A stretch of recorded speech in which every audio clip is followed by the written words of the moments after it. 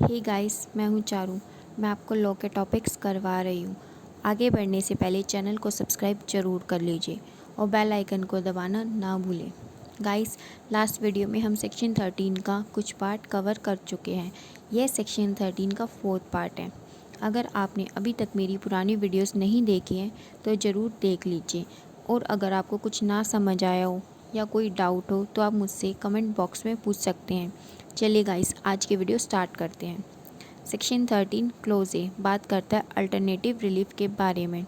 Section 13 close ए बताता है अगर कोर्ट के पास कोई पेटिशन फाइल होती है डाइवोर्स की और अगर कोर्ट को उस केस में जस्ट एंड रिजनेबल लगे तो वह उस केस में जुडिशियल सेपरेशन की डिग्री पास कर सकती है बजाय डाइवोर्स की डिग्री पास करने के।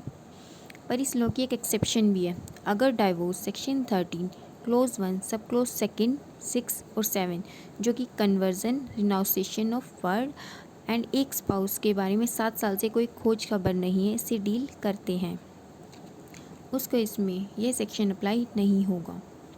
Section 13 clause B consent theory से डील करता है। इसे हम रिलेशन बैक थ्योरी और फ्री डाइवोर्स थ्योरी के नाम से भी जानते हैं।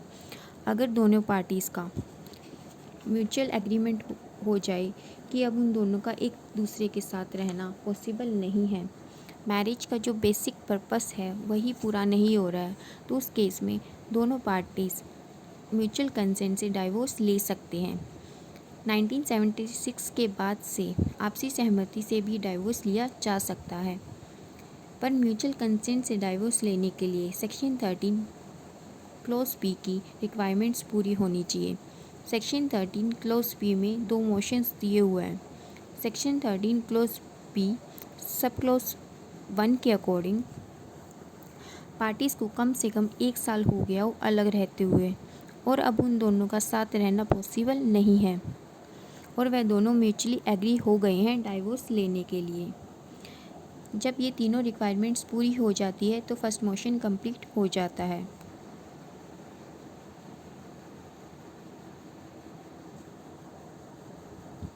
सेक्शन 13 क्लोज बी सब क्लोज 2 में सेकेंड मोशन दिया हुआ है। उसके अकॉर्डिंग जब पहला मोशन मतलब कि कोर्ट में आपसी सहमति से डाइवोर्स की पेटिशन फाइल हो चुकी हो तो दूसरा मोशन स्टार्ट हो जाता है। यह 6 मंथ्स के बाद पर 18 महीने से पहले फाइल करना होता है। यह एक स्टैट्यूटरी मतलब कानूनी रिक्वायरमेंट है, पर अगर इस बीच कोई भी पार्टी अपनी कंसेंट वापस ले ले तो वह पेटिशन डिसमिस हो जाएगी।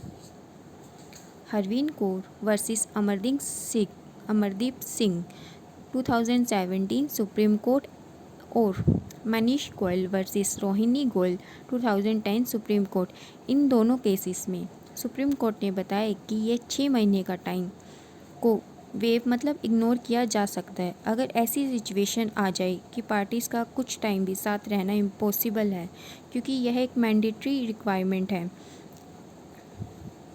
इस मैंडेटरी रिक्वायरमेंट को हम कठोरता से नहीं देखेंगे।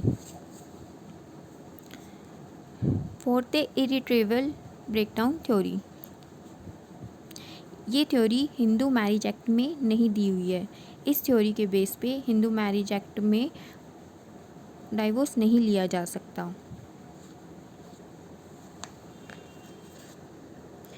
इस ग्राउंड पर डाइवोर्स तभी दिया जा सकता है जब ये लगने लगे कि एक मैरिज पूरी तरीके से ख़त्म हो चुकी है और दोनों पार्टीज़ का एक साथ रहना बिल्कुल पॉसिबल नहीं है।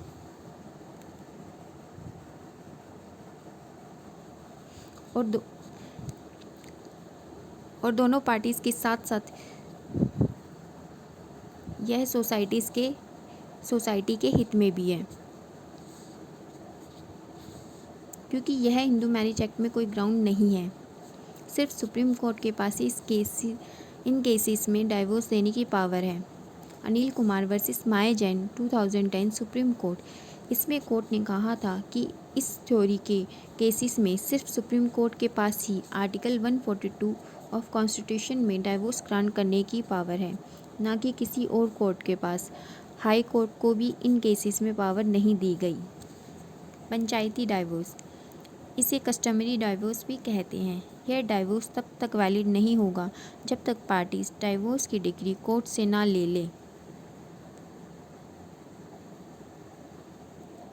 पंचायती डिवोर्स के केसेस में डिवोर्स की डीड कोर्ट के सामने पेश की जाती है और जुडिशरी की सैंक्शन ली जाती है।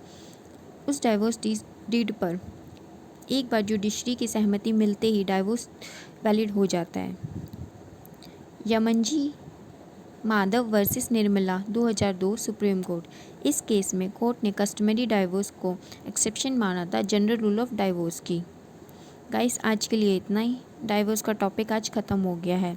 आई होप आपको ये समझ में आया हो। अगर आपको इससे रिलेटेड कोई भी क्वेश्चन मुझसे पूछना है या कोई डाउट हो तो आप मुझसे कमेंट बॉक्स में पूछ सकते हैं। Thank you guys.